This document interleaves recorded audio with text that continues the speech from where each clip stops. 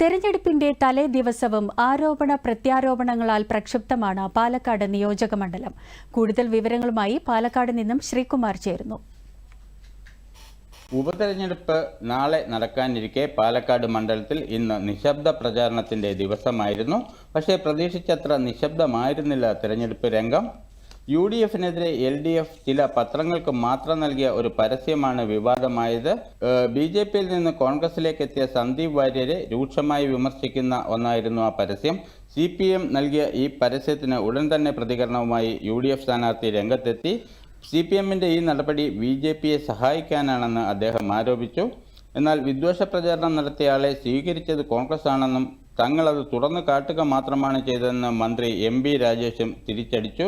ഇതിനിടയിൽ മുനമ്പം വിഷയത്തിൽ ചർച്ച നടത്തിയ ലീഗ് നേതൃത്വത്തെ അതിരൂക്ഷമായി വിമർശിച്ചുകൊണ്ട് K. സുരേന്ദ്രനും മാധ്യമങ്ങൾക്ക് മുന്നിലെത്തി. നിയമ ഭേദഗതിയിലൂടെ മാത്രമേ ഈ വിഷയം പരിഹരിക്കാൻ കഴിയുകയുള്ളൂ എന്നും അദ്ദേഹം ആവർത്തിച്ചു. വിവാദങ്ങൾക്കിടയിലും മാക്സിമം കീ വോട്ടർമാരെ കണ്ട് തങ്ങളുടെ വോട്ട് ഉറപ്പിക്കുവാനുള്ള ഒരു അവസാന ശ്രമത്തിലായിരുന്നു ഇന്ന് സ്ഥാനാർത്ഥികൾ എല്ലാവരും തന്നെ.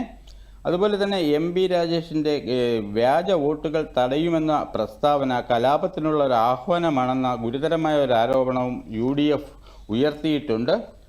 എല്ലാ വിവാദങ്ങൾക്കിടയിലും തെരഞ്ഞെടുപ്പിനുള്ള പോളിംഗ് സാമഗ്രികളുടെ വിതരണം ഇന്ന് വിക്ടോറിയ കോളേജിൽ പൂർത്തിയായിട്ടുണ്ട്. നാളെ രാവിലെ 7 മണിക്ക് വോട്ടെടുപ്പ് ആരംഭിക്കും.